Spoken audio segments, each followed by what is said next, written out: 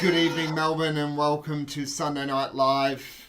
I'm hearing things that I shouldn't be hearing. There we go, technology. Hey, who would have thought it was a good idea to try and do a live podcast again? Hopefully you've found us live on YouTube tonight. Good evening, Brendan, all the way over there. Good evening, Brendan. Oh, good evening, Father. Good evening, Joe. Good to see you both. It's so good to see you.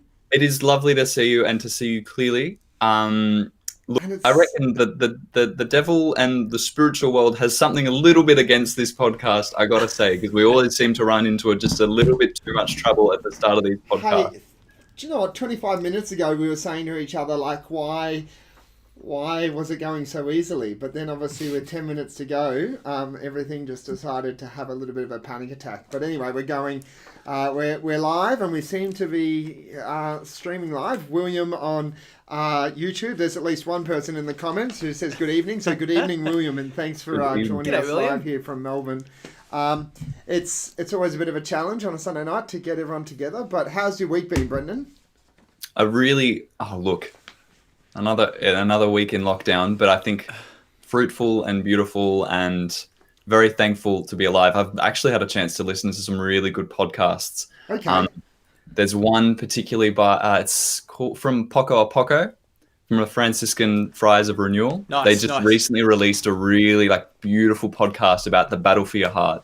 And that really got me during this time to really assess what are the things that I need to be detoxing from. Because I think, during COVID, it's very easy to to let things stagnate and to kind of let the last week be, to let the week just be like last week. And I think that when we kind of identify the things that we need to detox from, which that podcast was brilliant and kind of revealing, it's given me the refresh and the renewal to kind of power on ahead. So. Well, that's great. And if you are listening live tonight and you're listening to a good podcast at the moment that you want to recommend to someone, make sure you pop it into the comments so we can share the news. Have you been listening to anything good, Joe? Classic Father Mike Schmitz, can't go past him. But I listened to Matt Fradd's podcast with Dave Rubin recently. That was really great. And just to hear the story of this gay man who was in a relationship, who's gay, married, and he's also very conservative as well, which is really interesting. So I'd highly recommend it if you want some time to chew.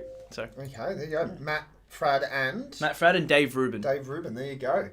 Well, obviously you weren't with us last week, Brendan, and there was a few people calling out last week for your return, but we obviously had a really special episode last week. So if you didn't see last week's Sunday Night Live, I was joined by Steve Lawrence, who has for a long time been a really active Catholic here in the church in Australia, but in particular in Melbourne, because we started our week of World Youth Day celebrations.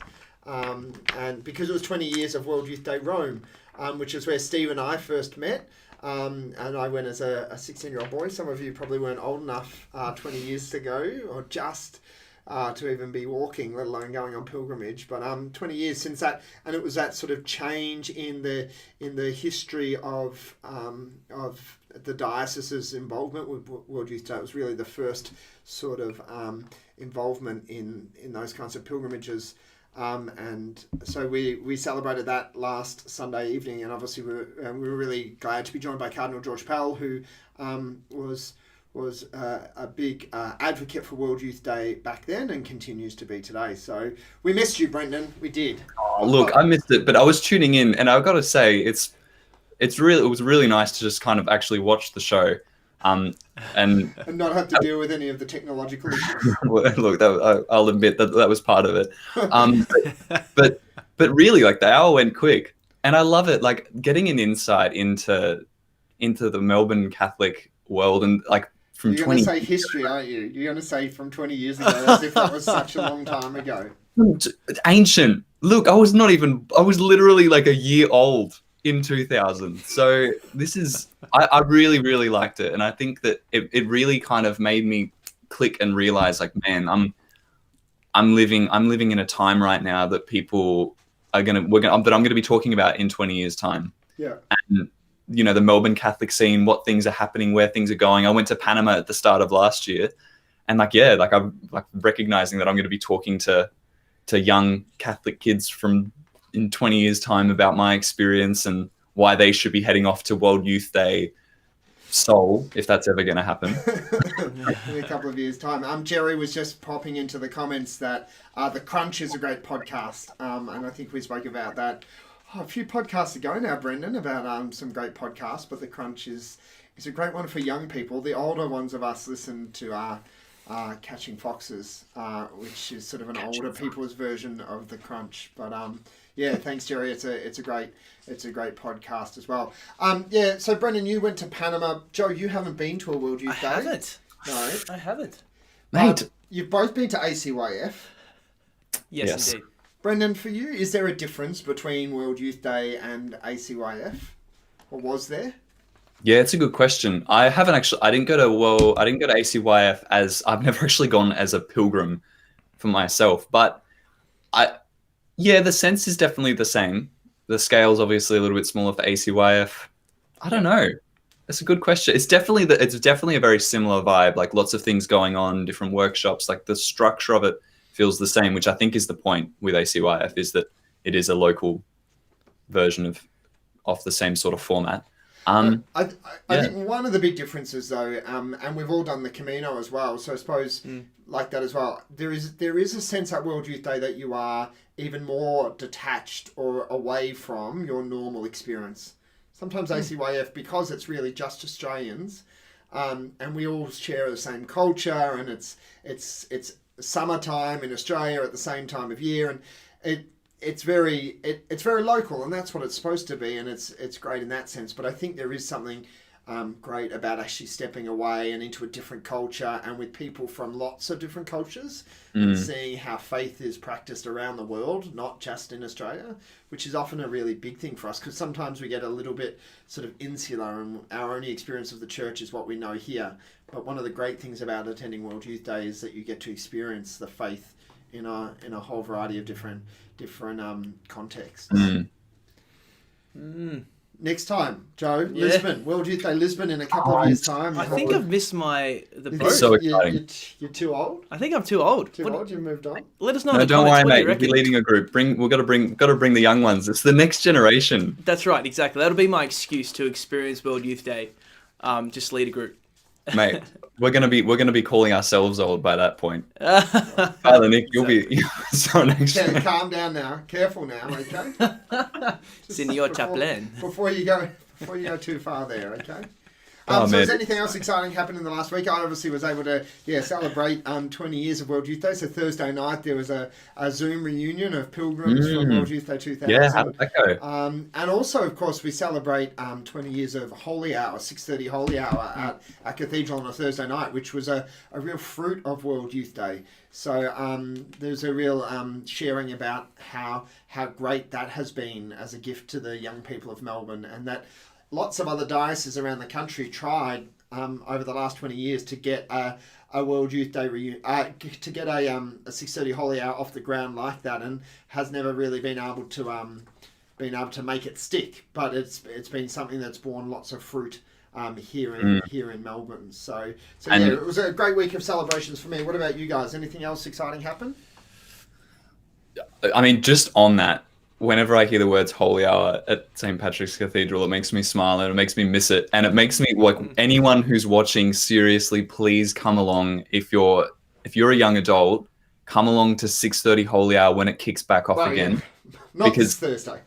Not this Thursday. For now on, tune into Thursday Night Praise. But when it is back on, please come, and it's going to be, I'll be there. And it'll be really nice to meet you. And I'm so excited to see all of my good friends back there again. And in fact, we've got our special guest is Harrison Raney, who's joining us a little bit later on. And he and I met. He was a part of the Net Ministries team in 2019 in Melbourne, and the Net Ministries team was kind of a big part of the helping out for Holy Hours. So I'm excited to have him on, and it's an amazing opportunity to meet other young Catholics from around Melbourne and build some really strong friendships. And the way that I say it is that under what better context, Joe, I think we've discussed this before as well. Yes. Like, under what better context is it to meet new young, meet friends than after you've all just spent an hour together in front of the Blessed Sacrament in adoration? Yeah. And one of the old young people at the reunion on Thursday night spoke about the fact that so many people don't even know about it. That every Thursday night in the cathedral, in the heart of our city, young people are praying, and praying in the most sort of powerful place before the Blessed Sacrament. And what a great gift, if you know what I mean, an unseen gift is that to the life of the church in Australia, or in Melbourne in particular. So, but another great unseen gift, Brendan, has been the introduction of your top 5 to this podcast. So without any further ado, let's throw to Brendan's top 5, and you keep promising us graphics and logo for this segment. But look, to be honest, I'm just waiting for a stable podcast. I don't know if I can handle my graphics. So once we get enough bandwidth, it'll explode. Okay, so the top 5 for this week, I gave this a little bit of thought because we're still in lockdown, but it's the top 5 random skills you wish you had. Random skills. Top 5 random skills or random talents or random abilities or just things that you would like to be good at that you've not put the time into. Yes. Yes. Okay, number 5. If the cello for you is not on this list, we're going to be very disappointed. What do you mean? I can already play the cello. Brilliant. Oh, yeah. Number 5, Brendan's random skills that he wishes he would be better number at. 5 is freestyle rap. Oh, sick. Seriously, like, I don't know if you've caught any of the videos on YouTube or Facebook where people just are capable of just spitting bars, you know? Yeah. It's and so like cool. it's like it seriously takes talent. I'd like to be able to do it, you know, obviously, I don't know, in rap culture there's a bit of swearing and whatnot. Obviously, I'd keep it clean, you know me. I like to rap about, I would love to just be able to rap about the saints, you know? About the life of Saint Francis. I'm not going to try it. I was really tempted to just kind of spit some bars, but I won't. So that's number 5. That's number 5. So James is in the combox tonight, and he said learning a language, and I'm going to put my hand up and say that's one that I wish I had, is learning a language. And Clara said speed reading, which I think would be a great one as well. Jerry has asked a question, Brendan, will you spit a verse for us? I think one of my 5 skills would have to be starting to be able to decipher what you young people are talking about when you say things like spit a verse. Spit a verse? Come on, you don't don't act old. That's clearly, we know what that means. You must know what that means. I've got no idea what spit a verse means. Wow. Hey, well, look, no, I do have a couple of raps that I've built up over the years. On our Camino trip last year, did I not put together a bit of a rap, Father? You did, but you never So you used the term witnessed spit a verse. You still haven't explained for me what spit a verse means. Well, you know what a verse is. Yeah. Well, spitting it is you're saying it, you know, you're rapping it, spitting it, you know. Okay. Saying it so Maybe fast, we should move on. spit's going Because I don't Number know 5, freestyle rap. Number 4. Number 4 is actually learning a language, 100%. Sick. And it's one of those things that it's just you love the idea of it, but the amount of work that is required to put in, and it's just I kind of wish that one of my parents spoke Spanish. You know, like I feel like if you're in a multilingual home, it's significantly easier. And I don't want to say this as a fact, but I'm sure I've heard somewhere that if you don't have a language by the age of something like 14, like you're never gonna have. Or like it's not you're never gonna have, but your command of it is just like significantly harder. Yeah, it's always going to be a struggle to learn. Where those kids who grow up learning both languages as children, that's what you need. So, well, yeah. So it's a language, but the question is which one. And I'm going to throw that, Joe. If you could just instantly have any language instantly in your head, what would it be? It's got to be Arabic. I'm a really bad Lebanese speaker, so I just want to be able to speak fluently. So Arabic. Tongue. Yeah, exactly. Literally. So Arabic. There you go. Yeah. Do you know any? Kifak Habibte. I love you too, man. Close. That was how are you, my dear friend? Maria in the comments has said that she'd like to learn Aramaic, which I think is a good one actually. The Lord's language. The Lord's language. Nice yeah. one. What about you, Brendan? What language would you learn? I think after I went to World Youth Day, and then after I came back from while I was on the Camino, Spanish, Español. without a doubt. Nice. Without said, hola. I have a great command of Spanish. I can pretty much say I have a group of 10 pilgrims and we would like to have mass. And Spit a verse for us, Father. 2 beers, please. Spanish. 2 beers, please. So, what more in Spanish do you need apart from ordering 2 beers and being able to ask to celebrate mass? Like that's. Oh, and also, ¿Dónde está el baño? Yeah, and where is the toilet? Yes, I see. Very, very essential, actually. Go on, order 2 beers in Spanish for us, Padre. Dos cerveza, por favor. Por favor. Wait, so what about you, Father? What would be the language?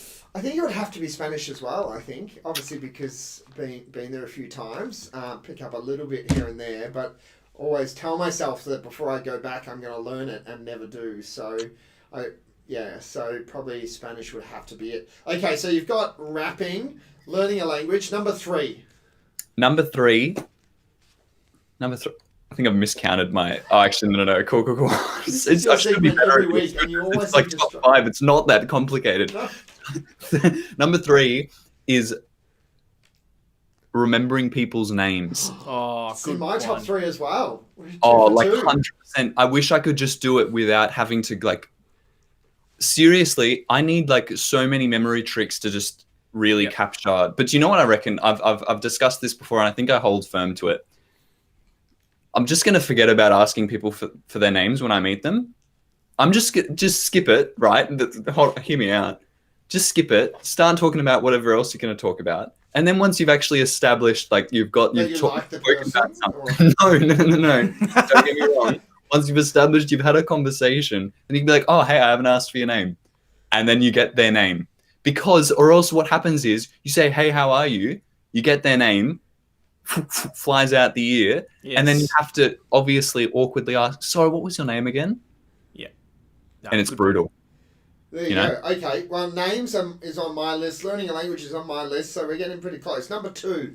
Okay, number 2 is, and sorry for those who are listening in, because you're not going to, hold on, watch this. Whoop. Oh, I wish I was real. Look, that's literally the only magic trick that I can do for the listeners. I just pulled a card out of my hand. It was really sorry. Any reactions? Any applause? I'm just amazed. Good job. I'm sure that I'm expecting the combox to just go absolutely berserk. Yeah. Well, either my combox has died, or people have just tuned out. Well, no, because look, magic tricks are great. Like good fun. Tina likes it. Thanks, Tina. Tina. I appreciate that. Thanks very but much. You know, and it's also like called cardistry when you can kind of flick it all. I don't know if you've ever seen that before, but it's where you really kind of do all these flourishes with the cards and do all like what they do at the casinos. Yeah. For people who are listening to the podcast, this makes absolutely no sense whatsoever. Emily is also appreciative of your attempts at magic. Thank you. Brendan. So, so we've got rapping, learning a language, names, magic tricks, and number 1, Brendan's top skill that he wish he could just drum have roll automatically. Drum roll, please. It's really not a drum roll, and it's not really a shock or a surprise. This thing, I wish I could just play the cello. I don't want to learn it. I don't want to. Actually, I just don't. You don't want to learn. You don't want to put in the effort or the hard work or. No, I just want to know how to play it. If anyone knows how to do that, let me know. I just don't want to put in the hard work. I'm gonna be straight up and honest. I like the cello. I like when people play the cello, but I feel like I'm having to admit that, like, I just don't think I'm interested in putting in the effort. So a big 16 weeks ago, Brendan, you told us that sort of this was your lockdown goal, and 16 weeks later you've got to the point of, do you know what, I just don't think I'm interested. It's brutal. You know what? The problem with it is that it's holding me back. Like this cello is holding me back. Oh no! Is he gone? Where's he gone? Oh, see you, Brendan. Oh no! See you, Brendan. Joe, what about you, mate? What was your give us your top 3 skills or lessons that you could learn while we try and reconnect to Brendan there? Oh, Brendan, we miss you already, mate. Is he back? He's back. Am I back? Oh, sorry. There we go. We moved on with that, but anyway, you're back. Oh, I'm back. Yeah, no, good. I thought I'd double check the live stream, see if I'm still there. That's still working as well, so... Man, Actually, you know what? That would be a top 5 skill. I wish I could install. I wish I had the skill to install fiber optic cable from a distance to get you to 1,000 megabytes per second speeds for the internet.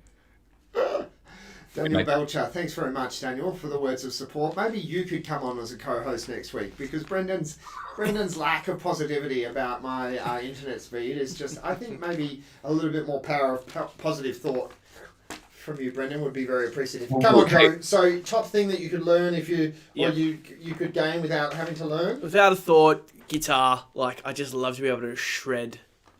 Just do a lead acoustic, maybe do some blues. I just want to master it. That'd be a dream. Pretty good at the guitar already. You already play it. If I can play cello half as good as you can play guitar, I'd be happy. Yeah. Maybe we should try and get you and Brendan to do a duet on Thursday Night Praise. I'm up for it. Let's go cello solo, perhaps. Yeah, that's it. I don't know how many people are tuning in at the moment, but it would significantly drop. So I had a couple like you, Brendan. I had names. I'm horrible with learning names, and I really want to be better at that. And I also had a language, but I also had learning piano. And again, I think it's something that is probably beyond my skills, but it was definitely on my list of things that I would have liked to have been able to learn. So, that's Brendan's top 5. Remember, if you are listening and you've got a top 5 that you would like Brendan to challenge, to take on as a challenge for the next couple of weeks, make sure you drop that in the comments or send us an email. But we get to that point each week. What's that, Brendan? I was just gonna say, or if you remember at any point, just message the Melbourne Praise Facebook page, because I know sending an email is a bit difficult these days, and you're like, how do I structure this? But just seriously, just be like, I have an idea for Brendan's top 5. I'm desperate for ideas, because it's funny that it's not as easy as it looks coming up with a topic. But please give me some suggestions. Thank you. Dave Thorley is listening in live from Shout Brisbane out. And wants to learn how to do a kickflip, whatever a kickflip is. I wonder whether that's like spinning a verse, is it? No. I think I know what that is. I think it's where you lie back. Right? It's where you lie back, and then you flip yourself up, it's like a Bruce Lee, like you're lying back, and then you stand up straight. I don't know, David, am I right? Is that true? Is that what it is? No, it's when you skateboard, and you're skating, and then you kick it, and then it flips, and then you land on it. Okay. Am I right, Dave? Kick flip. I thought it was a kick flip. Sorry. My mistake. There we go. Dave has come back and saved us from our complete ignorance. Joe, you were right. It is a skateboarding trick. Good work, Joe.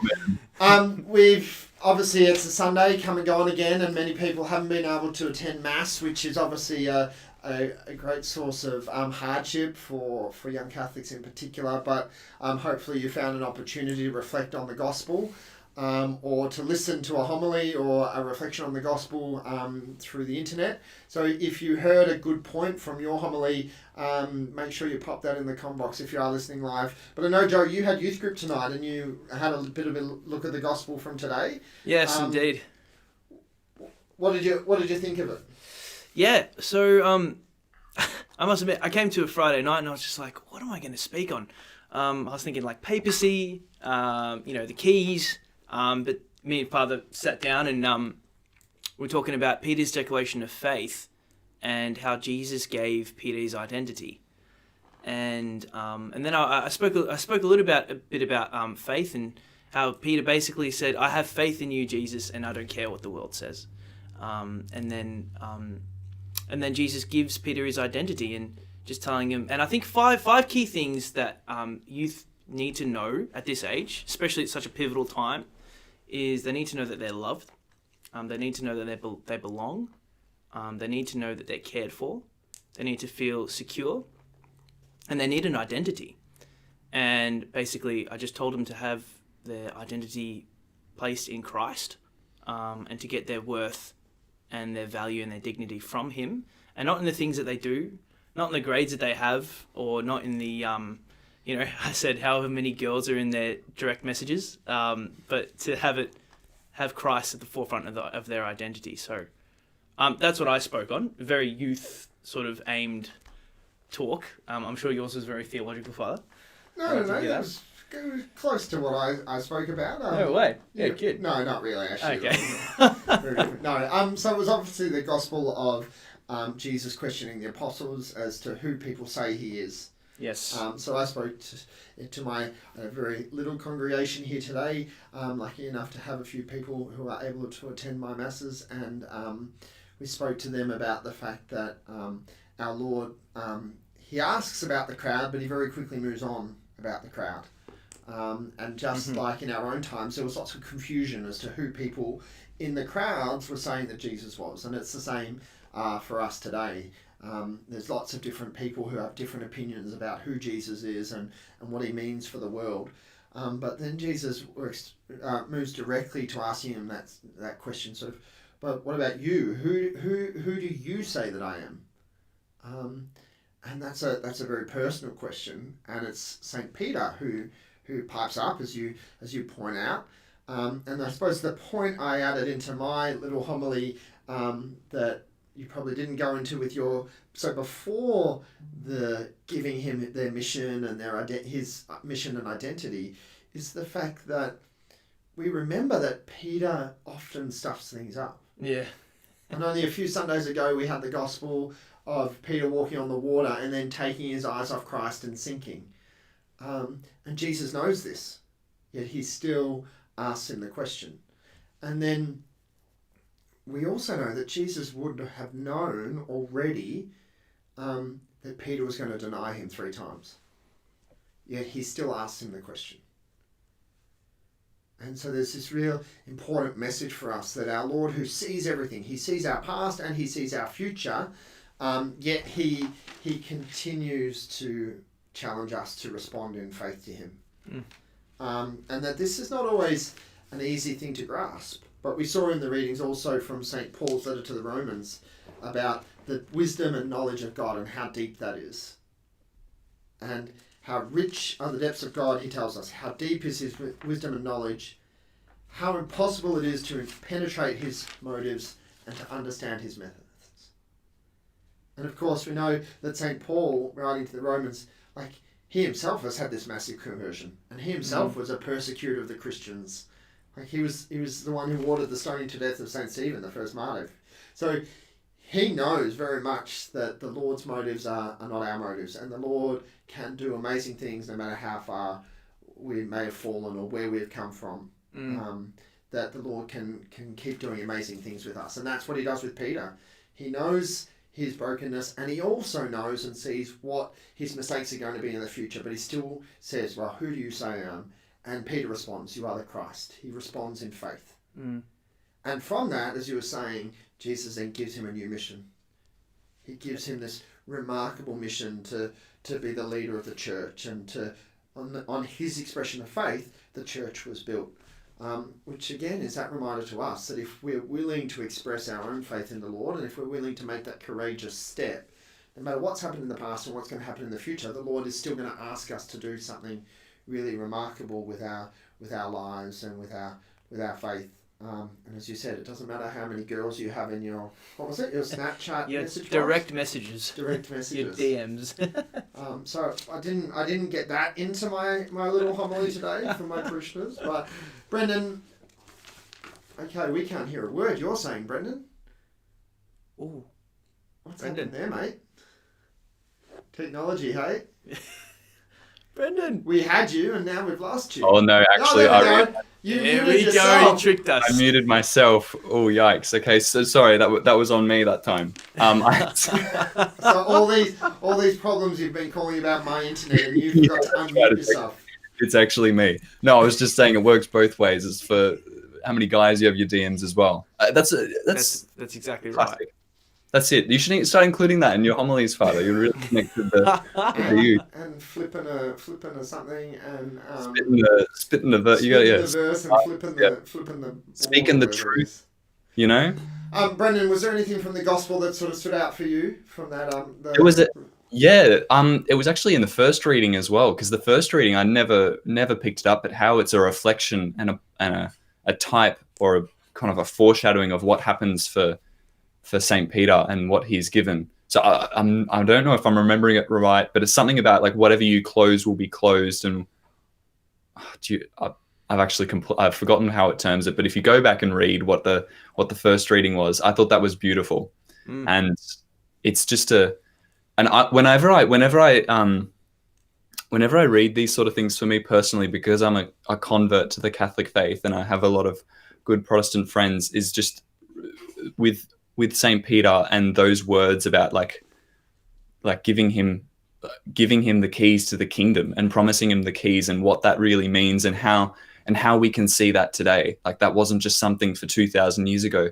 Everything is so applicable for us today, and that we have the Pope, like we have this which has been passed down, and that the gates of hell will not prevail against it. It's huge, and it's biblical. Like, our Catholic faith is so biblical. And that's what I've really loved about today's gospel. Beautiful. Well, we've been speaking, I suppose, about this idea of mission and going on mission and being commissioned by the Lord based on our faith, which I suppose is a great link to our guest tonight. So we're really glad to be welcoming from sunny Brisbane, Harrison, who some of you from Melbourne would know. We're going to switch across to him, so I hope he's ready for us. Are you there, Harrison? I am. Can you guys hear me? Yeah, we can hear you. We can hear you loud and clear. It's good to see you. For anyone who doesn't know Harrison, he was on Net Ministries last year right here in Melbourne. If you came to Holy Hour, you would have seen him there. Born and raised in Michigan, America. Good to see you, Harrison. Good to see you too, Brendan. And is actually, like myself, is a convert to the Catholic faith. So really looking forward to kind of diving into that. Earlier in the show, Harrison, we were just talking about random skills that you wish that you had. So what would something be for you if you didn't have to spend the time learning about it? What would be a random skill you'd love to have?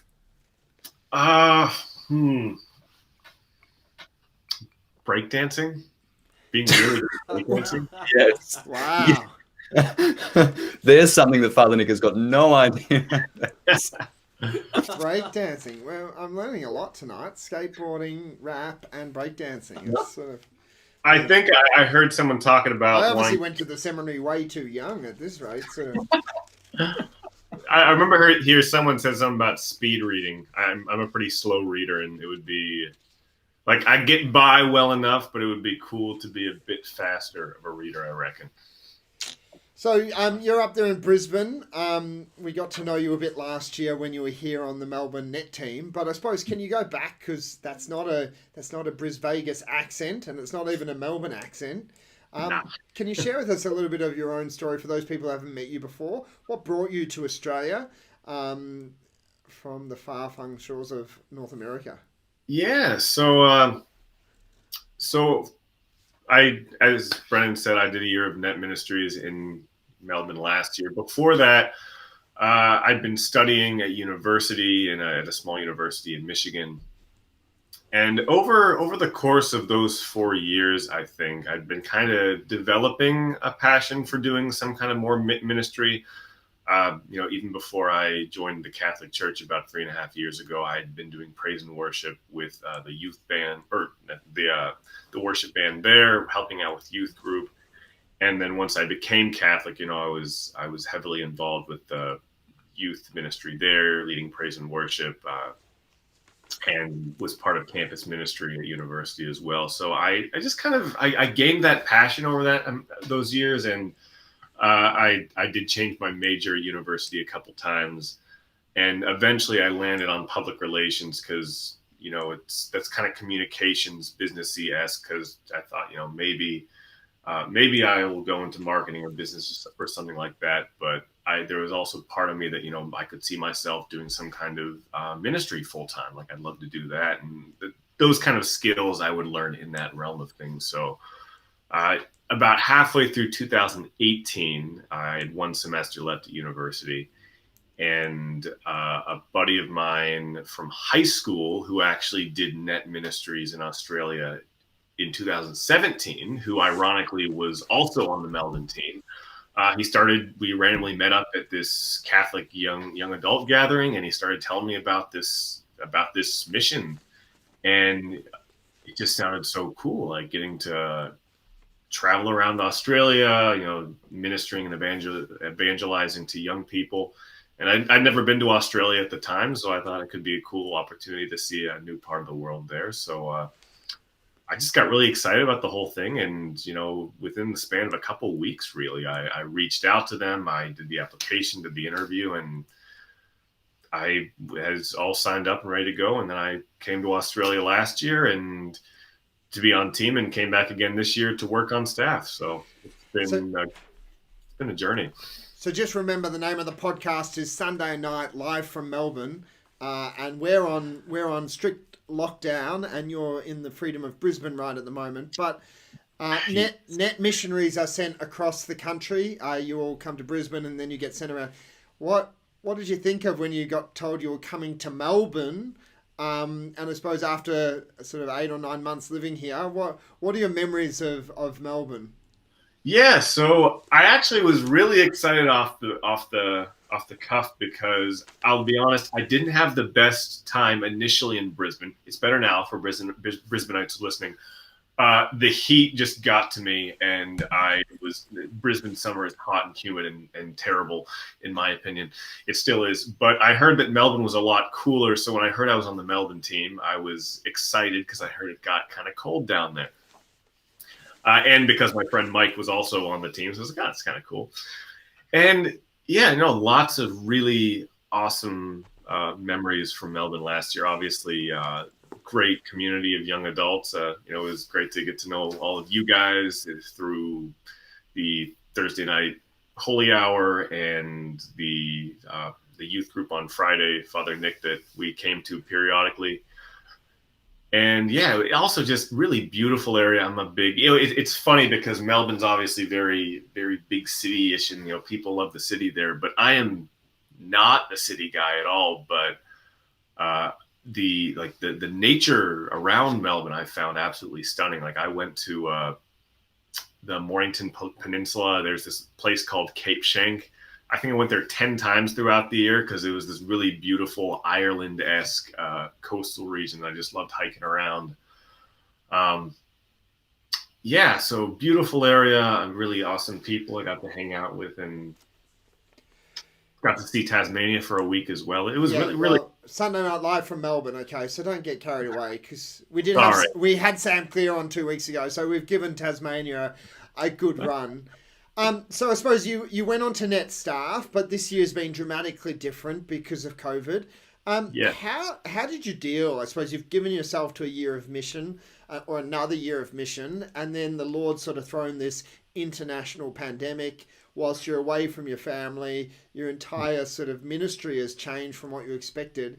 Any advice, especially for us who are sort of still in the throes of it, and we've got a few more weeks of lockdown? Any advice on how to sort of deal with, I suppose, when the Lord throws a few sort of hurdles in your path? Yeah, look, and I feel like, first of all, I want to commend you guys for still being in lockdown, because looking back, it's something that I definitely don't want to have to do again. But, it in its own right, it was a very profound time for me, just in terms of surrendering to Christ. As you said, this year going into it was nothing. Well, the elements were the same, but yeah, we had plenty of time when we were in lockdown as well, and it was an ongoing journey of just surrendering to God, letting Him really take the lead and work through me, and get creative with small things. I played a lot of guitar, did a lot of reading during that time, and yeah, just trying to make the most of it and know that God. We say, at least when you're in mission, it's easy to say a lot. Always put your trust in God, or always surrender to Him or let Him take control. But it was in a time like this where I felt like I really had to put that into action more than ever before. And yeah, so really being intentional about that. And what does that look like? What does it look like being intentional about surrender? You know what I mean? So we see in the gospel this weekend, St. Peter was able to sort of profess his faith he then surrenders his life in the long run to service of the Lord. What does it look like for you at the moment, sort of being intentional in that surrender? Yeah. Well, part of it has definitely been what's the best way to put it? The line unprecedented has been thrown around, or the word unprecedented has been thrown around so much this year, but embracing that lack of control and really responding in the best way possible.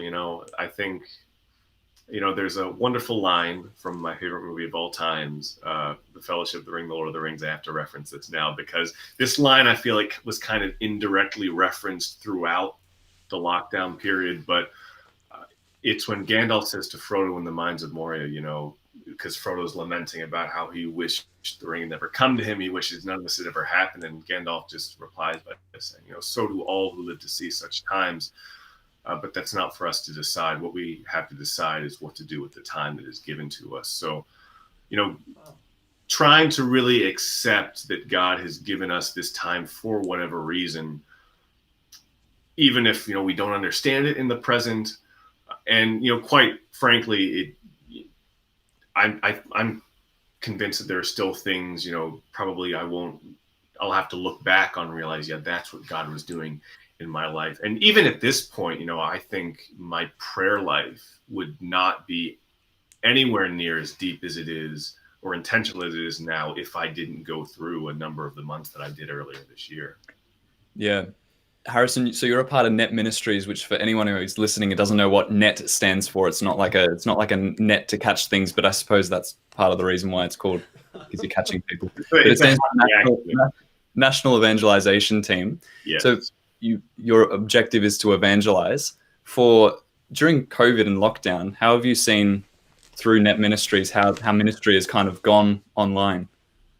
Yeah, so that was a big transition. A bit more for the teams because sadly we had 8 teams at the beginning of the year and we had to wrap up 4 of them just because of of the pandemic situation. But the 4 that did stay moved pretty much entirely online, and it was actually really encouraging to me, and I think the rest of the staff, to see the way the teams responded. They were just very adaptable and flexible, wanting to, okay, this is the situation we're in. Let's make this work. So they did online youth groups, they did online adoration. We got really active in our social media with Instagram Live and whatnot, as I think a lot of other people did.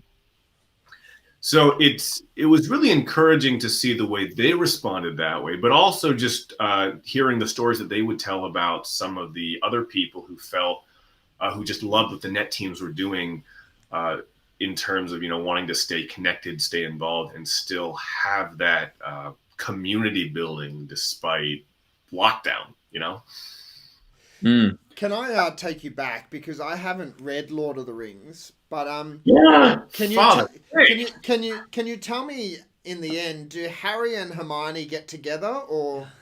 Okay, I think I'm just gonna sign off now because. Sorry, it's my favorite thing, and I've ruined it now that I've done it on the podcast. But when you start talking about Harry Potter in a conversation about Lord of the Rings, with It's sort brutal. It's brutal. This person who has made that joke to me, so don't give yourself too much credit. I wanted to ask actually about with ministry moving online. I was wondering to get your thoughts. I think it's really interesting in the church today because lockdown has become almost like a trigger for allowing things to go online with ministry. Like I think before there was a pretty big a block or a hesitancy to move online for certain things. And I think that ministry, when it moves online, getting active on social media as a form of evangelizing is actually a very effective way for getting kids to think about the faith. Is that what you've experienced as well, Harrison, or because you're a supervisor for some of the teams? Yeah, I think,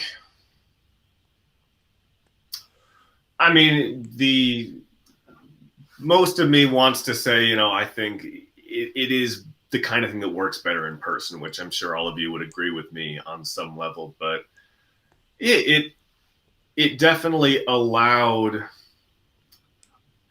and I don't know if this is necessarily in the net ministries context, but it has been cool to see the connection between people around the world, even in some of these things. Like, as I said, this wouldn't have been the case for net specifically, but during lockdown here, I actually tuned into Father Rob Galia's masses on Sundays. And it was really encouraging to me to see in the chat boxes, seeing people from the United States, from Australia, from India, from Portugal, just from like all over the world, even though we don't get to be in mass. That is sad, but having that connection in a way with people from all around the world was really cool. So maybe not with net specifically, but I think, that connected, like there's been a newfound connectedness for people within the Catholic Church, or kind of a bigger realization of like, yeah, this is a church all around the world, and we're worshiping the same God in the same way, with cultural differences, of course, but a new connectedness for sure. Yeah. And Harrison, it was so great having you here in Melbourne last year, especially coming down on a Friday night to Holy Family Youth Group. We miss you heaps, man. Far out.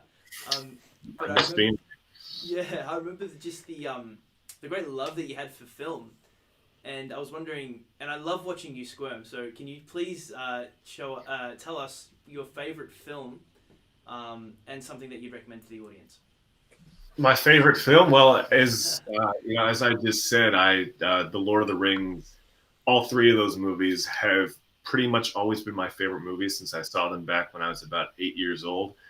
And look, I think we could have, if you want to bring back on sometime to talk about Lord of the Rings for an entire hour, I think that would be good. But in the sorry, there seems to be a bit of breakup with the internet connection here. Oh, sorry. Please, Father, stop. Yes, we'll get you on. Yes, we'll have a session just on Lord of the Rings. Anyway, the short version is I've loved those movies for. To me, there's a timelessness to them just from the way they were made, with lots of practical effects and extras as opposed to an overabundance of CGI.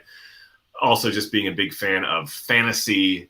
It's just an amazingly sweeping, epic story of, friendship and loss and, adventure and excitement. And I absolutely love it. And what I've come to appreciate about it even more over the last couple of years is just how Catholic it is. I mean, not C.S. Lewis, excuse me. J.R.R. Tolkien was a devout Catholic who put so much imagery and ideas into these books. I actually read earlier this year The Philosophy of Tolkien, which is just kind of talking about a bunch of the worldview that Tolkien put into this Middle-earth world. Not quite as, explicitly as, say, C.S. Lewis did in the Chronicles of Narnia, but imagery that, people just from the outside eye might not notice from watching it. But if you read about it, like, he put certain characters in to be images of Jesus, or images of Mary, or elves as the angels, or, just the symbol of evil that the ring is. And that's just the tip of the iceberg. But that's, for all those reasons and more, I absolutely love those movies to death. And I love the books as well. But yeah, those are my favorite. Okay, I'm gonna jump in before Father says something. Please don't ruin this moment. I need to stay on Lord of the Rings and why it's a beautiful thing. Harrison, did you enjoy Lord of the Rings before you became Catholic? Oh yeah, I loved it. Absolutely. I only became Catholic about 3.5 years ago. I've loved the movies since about 2005. And now what I want to ask is, because it seems like now that you've become Catholic, you're able to appreciate the Lord of the Rings more. Hands down, yeah. Now, can you speak into a little bit about your conversion and how your faith as a Christian has been increased, and how much you've had a greater appreciation for the faith now that you've become Catholic?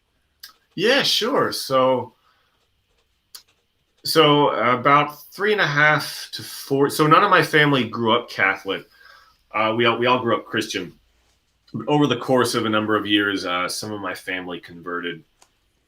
And for a while, I was kind of, had one foot in two different boats because, some of my family was Catholic and some of my friends were as well. And I saw a lot of beauty in the church, yet, I had certain, things that I didn't feel comfortable kind of getting into, like, in the Protestant church, the Pope isn't really a thing. Devotion to Mary isn't really a thing. So just certain things that I couldn't quite grapple with. So that was one side, but then also, I had my old church that I wasn't getting as much out of anymore. But it was, I had nostalgic roots too, because I had been living there. I went there my entire life. And actually, as I started to develop my passion for ministry, I realized that I couldn't keep doing that because you can only, teach so as much as and it's hard to know so much when you have a foot in both boats. So since, I knew there was, I wasn't getting as much out of the old church anymore, and there was a beauty in the Catholic Church that I was seeing, I figured, I owe it to myself to at least investigate that option. And as I went on my own personal journey for a while, just talking to a spiritual director about it, who's my spiritual director now, I really grew attached. Some of the things that did draw me in from the get-go was, the idea of the Eucharist, it being the actual body and blood of Jesus, and just that kind of, as I think Father Mike Schmitz talks about in the video, that tangible connection that we can have to him, to grow deeper in him and live our life fully as a Christian. I also have always really been attached to the idea of the apostolic succession, which ironically was very prevalent in the gospel, about, Jesus giving Peter the keys to the kingdom and him being the first pope.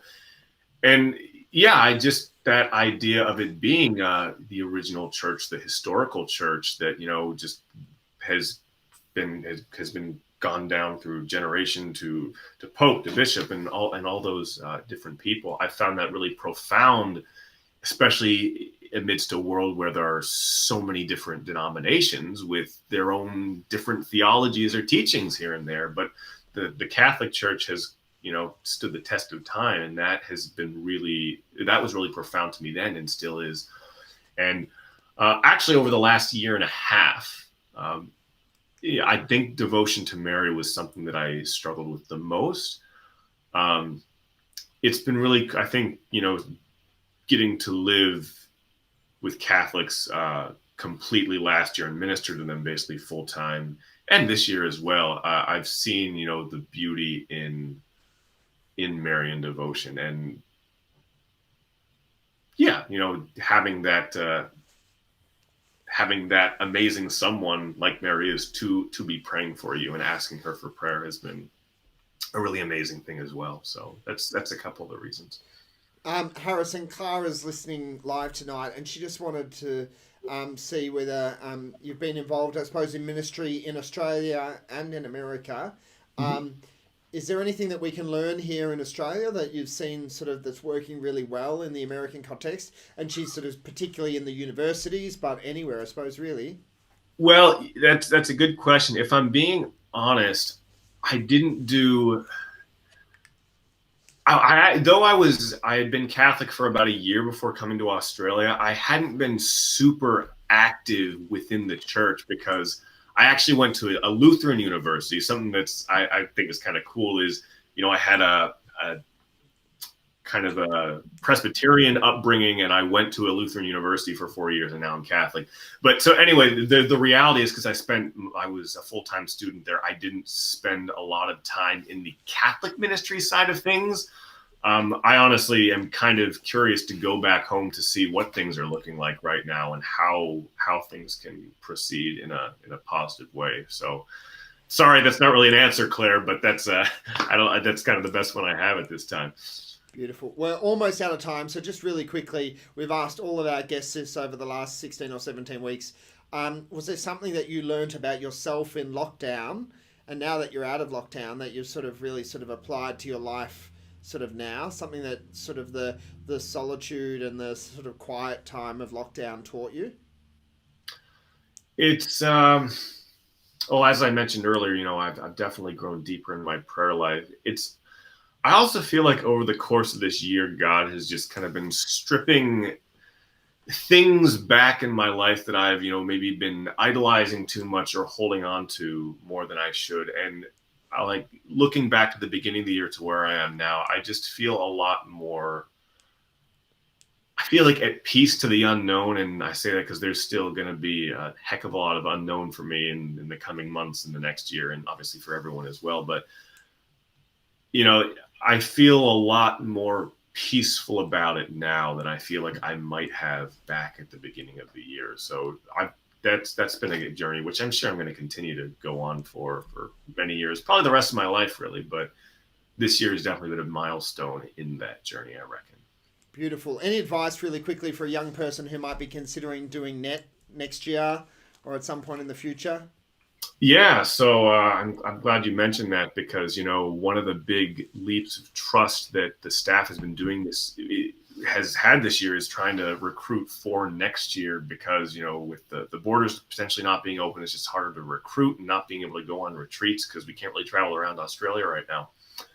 So yeah, I guess one thing I would say is if anyone's listening here who a young adult who is passionate about ministry and is looking for an opportunity, I would strongly recommend to encourage you to prayerfully consider the idea of doing a year with Net Ministries, or reaching out and seeing what that could look like. And yeah, like it was a life-changing year for me, and I feel like it's kind of a cliche thing. It was a life-changing year, but honestly, it was for me, and I could so many people who haven't had a similar experience. So if you're in that boat, and if you're interested, think about it, pray about it, and really, whether net or what it's something else in your life, really be attentive to the Lord. And I had two really profound experiences this year in the Adoration Chapel of just listening to the Lord, and they were honestly pretty life-changing decisions in a way. One of them was coming here to do staff, and so listen to the Lord, and I hope some of you out there listening might actually be interested in doing that. So yeah. Cheers. Well, thank you so much for joining us tonight. Make sure you keep us in your prayers as we've got a few more weeks of lockdown. But we will make sure that we keep you and the whole Net staff, because Net does great work around our country, working with the young people of our schools and parishes. So thank you for joining us tonight, and we look forward to being able to catch up with you maybe in person once these lockdowns are lifted and we're allowed to travel again. But thanks very much. Thanks, Father. I think it's been a pleasure. Joe, cheers. Brendan, good to see you guys. Have a great night. Cheers. Thanks. So good to see you, Harrison. Thanks, Brendan. Thanks, Joe. We're almost out of time, but just a really quick shout out for an event that we're hosting in a couple of Friday nights' time. Lockdown Trivia live from Melbourne. No way. Friday, the 4th of September, 6:30 p.m. Live via Zoom. Get your teams ready. 5 to 10 people, $20 a team. A whole night of fun, game, and prizes. There will be details out on Facebook in the next day or so as to how you can register your team. So start get your friends together and join us.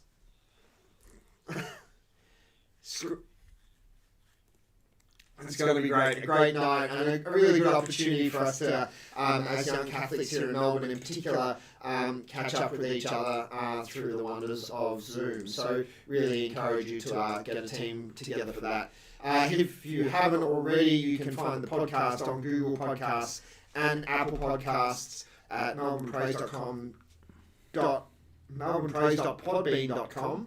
And also make sure you like the page on Facebook, facebook.com/Melbourne Praise. But otherwise, thank you, gentlemen, for another jam-packed Sunday night, 1 hour. And we'll be back next Sunday night for another edition.